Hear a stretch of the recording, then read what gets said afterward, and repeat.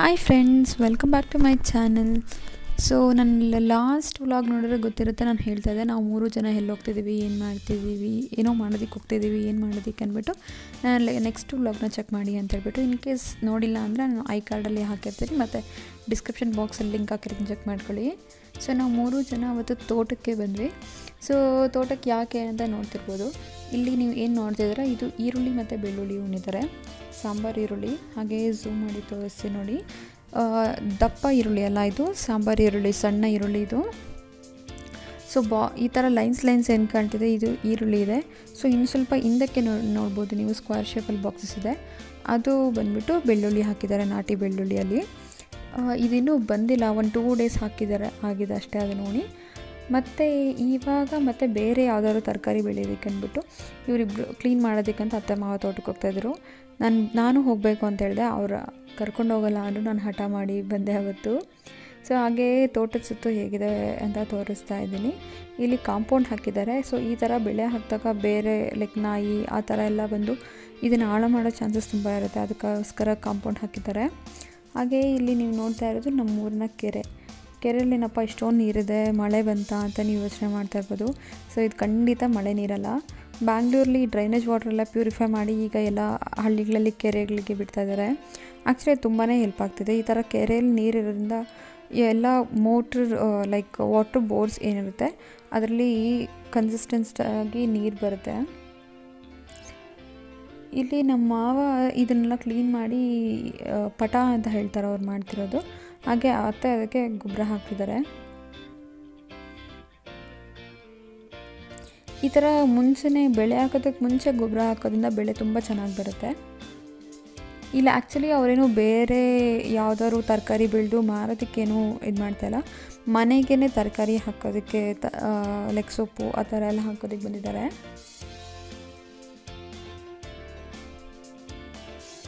So ಇವ್ರು ಏನು ಬೆಳೆಯೋದಕ್ಕೆ ಬಂದಿದ್ದಾರೆ ಅಂದ್ಬಿಟ್ಟು ನಾನು ನೆಕ್ಸ್ಟ್ ನಿಮಗೆ ತೋರಿಸ್ತೀನಿ. ಇಲ್ಲಿ ಒಂದಷ್ಟು ಸೀಡ್ಸ್ ತೊಗೊಂಡು ಬಂದಿದ್ದಾರೆ ನಮ್ಮ ಅತ್ತೆ. ಇಲ್ಲಿ ನೀವು ನೋಡ್ತಿರ್ಬೋದು, ಇದು ಧನಿಯಾ ಬೀಜ. ಸೊ ಕೊತ್ತಂಬರಿ ಸೊಪ್ಪು ಬೇಕು ಮನೆಗೆ ಅಂದ್ಬಿಟ್ಟು ಧನಿಯಾ ಬೀಜ ಹಾಕ್ತಿದ್ದಾರೆ. ಹಾಗೆ ಇಲ್ಲೊಂದು ಸ್ವಲ್ಪ ಮಿಕ್ಸ್ಡ್ ಎಲ್ಲ ಸೊಪ್ಪಿನ ಸೀಡ್ಸ್ ತಂದಿದ್ದಾರೆ. ಇದರಲ್ಲಿ ಆ್ಯಕ್ಚುಲಿ ದಂಟಿನ ಸೊಪ್ಪು, ಪಾಲಕ್ ಸೊಪ್ಪು, ಸಬ್ಸಿಗೆ ಸೊಪ್ಪು ಮತ್ತು ಮೆಂತ್ಯ ಸೊಪ್ಪು, ಇಷ್ಟು ಸೊಪ್ಪಿನ ಬೀಜ ಎಲ್ಲ ಮಿಕ್ಸ್ ಆಗಿದೆ. ಹಾಗೆಯೇ ಇನ್ನೊಂದು ಸ್ವಲ್ಪ ಬೀನ್ಸ್ ಮತ್ತು ರಾಜ್ಮಾ ಸೀಡ್ಸ್ ತೊಗೊಂಡು ಬಂದಿದ್ದಾರೆ. ಇದೆಲ್ಲ ಬೆಳೆದು ಮತ್ತು ನಮ್ಮ ಮನೆಗೆಲ್ಲ ತರಕಾರಿ ಇದರಿಂದನೇ ಯೂಸ್ ಮಾಡ್ತೀವಿ.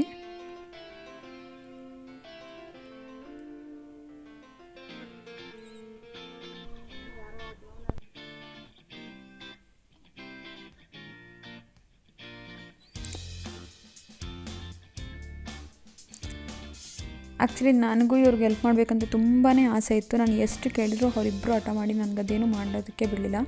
ಮನೆಗೆ ಹೋಗಿ ರೆಸ್ಟ್ ತಗೋ, ಮನೆಗೆ ಹೋಗು ಅಂತ ಹಠ ಮಾಡಿ ನಾನು ಎಷ್ಟೊತ್ತು ಇರಲೇಬೇಕು ಅಂತ ಹಠ ಮಾಡಿದ್ರು. ನನಗಿಂತ ಅವ್ರು ಜಾಸ್ತಿ ಹಠ ಮಾಡಿ ನನ್ನ ಅವತ್ತು ಅಲ್ಲಿರೋದಕ್ಕೆ ಬಿಡಲಿಲ್ಲ. ಸೊ ಅಲ್ಲಿ ಯಾವುದು ಹೇಗೆ ಉಣಿದ್ರು ಅಂದ್ಬಿಟ್ಟು ನಾನು ನಿಮಗೆ ಕ್ಯಾಪ್ಚರ್ ಮಾಡಿ ತೋರ್ಸೋಕ್ಕೆ ಆಗಲಿಲ್ಲ.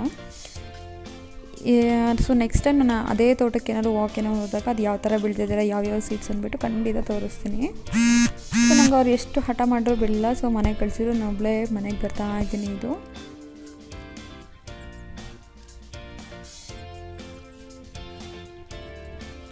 ಮನೆಗೇನೋ ಬರ್ತಾ ಇದ್ದೀನಿ. ಮನೆಗೆ ಬಂದಿದ್ದು ಆ್ಯಕ್ಚುಲಿ ನನಗೆ ಇಲ್ಲಿ ಯೂಸ್ ಆಗಲಿಲ್ಲ. ಯಾಕೆ ಯೂಸ್ ಆಗಿಲ್ಲ ಅಂದ್ಬಿಟ್ಟು ಈ ವಿಡಿಯೋನ ಹಾಗೆ ಕಂಟಿನ್ಯೂ ಮಾಡಿ ನೋಡ್ತಾ ಇರಿ, ಗೊತ್ತಾಗುತ್ತೆ.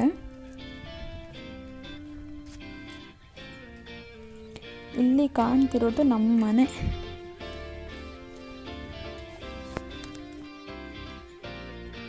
ಹಾಗೆಯೇ ಇದು ನಮ್ಮ ಹಸು.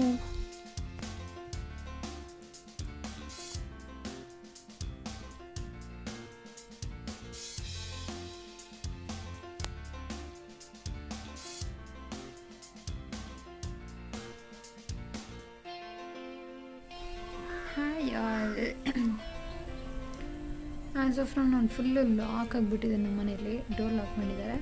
ಹಾಗೆ ನೋಡಿದ್ರೆ ಎಲ್ಲ ಬಿಟ್ಬಿಟ್ಟು ಎಲ್ಲ ಕಡೆ ಲಾಕ್ ಮಾಡ್ಕೊಂಡು ಎಲ್ಲರೂ ಹೋಗಿದ್ದಾರೆ. ಅತ್ತೆ ಮಾವ ತೋಟಕ್ಕೆ ಹೋಗಿದ್ದಾರೆ, ನಾನು ಅವ್ರ ಜೊತೆ ಹೋಗಿದ್ದೆ. ಬಟ್ ಅವರು ನನ್ನ ಮನೆಗೆ ವಾಪಸ್ ಕಳಿಸಿದ್ದಾರೆ.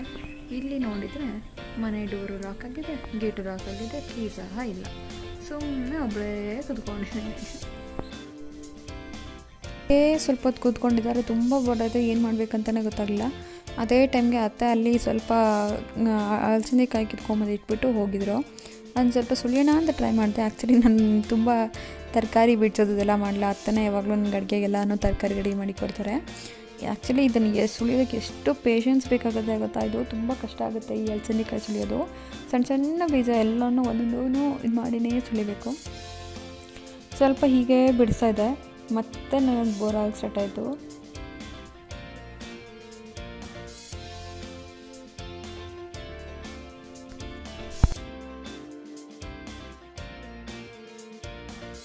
ಏನಪ್ಪ ಮಾಡೋದು ಅಂತ ಹೇಳ್ಬಿಟ್ಟು ಹಂಗೆ ಥಿಂಕ್ ಮಾಡ್ತಿದ್ದೆ. ಆವಾಗೋದಾಯಿತು ಮನೆಯಲ್ಲಿ ಗ್ರೀನ್ ಚಿಲ್ಲೀಸ್ ಇಲ್ಲ ಅಂದ್ಬಿಟ್ಟು. ಸೊ ನಮ್ಮ ಮನೆ ಹತ್ರನೇ ಒಂದು ಗ್ರೀನ್ ಚಿಲ್ಲೀಸ್ ಸ್ವಲ್ಪ ಗಿಡ ಹಾಕಿದ್ದಾರೆ ನಮ್ಮ ಅತ್ತೆ. ಅಲ್ಲಿ ಹೋಗ್ಬಿಟ್ಟು ಅಡುಗೆ ಮಾಡೋದು ಗ್ರೀನ್ ಚಿಲ್ಲೀಸ್ ಬೇಕು ಅಂತ ಕೇಳ್ತಾ ಇದ್ದೀನಿ. ನಮ್ಮ ಮನೆ ಹತ್ತಿರ ನಮ್ಮ ಅತ್ತೆ 2 ಮಿನಿ ಗಾರ್ಡನ್ ಮಾಡಿಬಿಟ್ಟಿದ್ದಾರೆ. ಒಂದು ಫ್ಲವರ್ ಗಾರ್ಡನು, ಇನ್ನೊಂದು ವೆಜಿಟೇಬಲ್ಸ್ ಗಾರ್ಡನು. ಸೊ ನಾನು ನೆಕ್ಸ್ಟ್ ಟೈಮ್ ಯಾವಾಗಲಾದ್ರು ವೀಡಿಯೋ ಮಾಡಿ ಹೇಗಿದೆ, ಏನೇನು ಹಾಕಿದ್ದಾರೆ, ಯಾವ್ಯಾವ ವೆಜಿಟೇಬಲ್ಸು ಯಾವ್ಯಾವ ಫ್ಲವರ್ಸ್ ಹಾಕಿದ್ದಾರೆ ಅಂತ ತೋರಿಸ್ತೀನಿ. ನನ್ನ ಚಾನಲ್ಗೆ ಯಾರು ಸಬ್ಸ್ಕ್ರೈಬ್ ಮಾಡ್ಕೊಂಡು ನೋಡ್ತಾ ಇದ್ದಾರೆ ತುಂಬಾ ಥ್ಯಾಂಕ್ಸ್. ಬಟ್ ಇನ್ನೂ ತುಂಬ ಜನ ಸಬ್ಸ್ಕ್ರೈಬ್ ಮಾಡದೆ ನೋಡ್ತಾ ಇದ್ದಾರೆ. ಪ್ಲೀಸ್ ಸಬ್ಸ್ಕ್ರೈಬ್ ಮಾಡ್ಕೊಂಡು ನೋಡಿ. ಈ ಥರ ವೀಡಿಯೋಸ್ ಇನ್ನೂ ತುಂಬ ಹಾಕೋದಕ್ಕೆ ಎನ್ಕರೇಜಿಂಗ್ ಆಗಿರುತ್ತೆ. ನಿಮಗೆ ಈ ವಿಡಿಯೋ ಇಷ್ಟ ಆಗಿರೋ ಲೈಕ್ ಮಾಡಿ, ಹಾಗೆ ನಿಮ್ಮ ಫ್ಯಾಮಿಲಿ ಫ್ರೆಂಡ್ಸ್ ಶೇರ್ ಮಾಡಿ.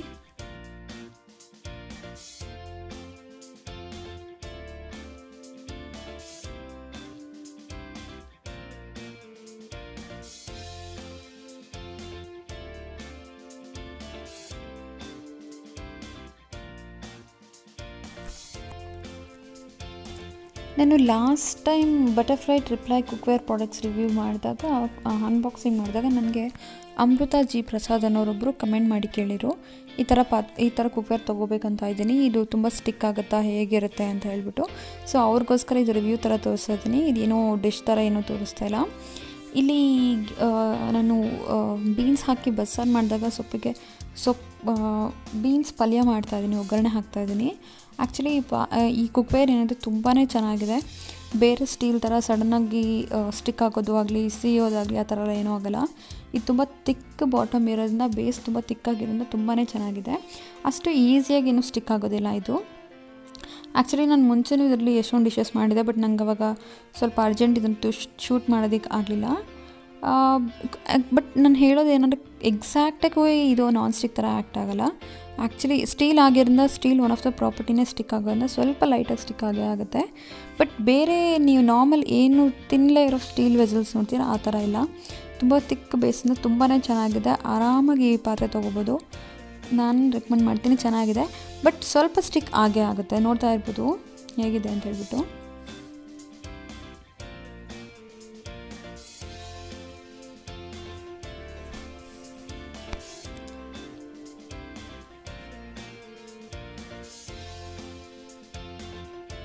ಆದಷ್ಟು ಮೀಡಿಯಮ್ ಫ್ಲೇಮಲ್ಲಿ ಇದನ್ನು ಕುಕ್ ಮಾಡಿದ್ರೆ ತುಂಬಾ ಚೆನ್ನಾಗಿರುತ್ತೆ. ಹೈ ಫ್ಲೇಮ್ ಆದರೆ ಸ್ವಲ್ಪ ಅಲ್ಲೇ ಇದು ಈ ಥರ ತಿರುಗಿಸ್ಕೊಡ್ತಾ ಇರಬೇಕಾಗುತ್ತೆ. ಹೆಲ್ತ್ ವೈಸ್ ನೋಡಿದಾಗ ಸ್ಟೀಲ್ ಯುಟೆನ್ಸಿಲ್ಸ್ ತುಂಬ ಒಳ್ಳೆಯದಾಗಿರೋದ್ರಿಂದ ಆರಾಮಾಗಿ ಇದಕ್ಕೆ ಹೋಗ್ಬೋದು. ಕುಕ್ ಮಾಡೋದಕ್ಕೆ ತುಂಬಾ ಚೆನ್ನಾಗಿದೆ. ಆ ಸ್ಟೀಲ್ ಹ್ಯಾಂಡಲ್ ಏನಿದೆ ಅದು ಒಂದು 5-10 ಮಿನಿಟ್ಸ್ ನೀವು ಕುಕ್ ಮಾಡ್ತಾ ಇರಬೇಕಾದ್ರೆ ಏನೂ ಬಿಸಿ ಆಗೋಲ್ಲ. 10 ಮಿನಿಟ್ಸ್ ಎಕ್ಸೀಡ್ ಆದಾಗ ಲೈಟಾಗಿ ಬಿಸಿಯಾಗಿ ಸ್ಟಾರ್ಟ್ ಆಗುತ್ತೆ.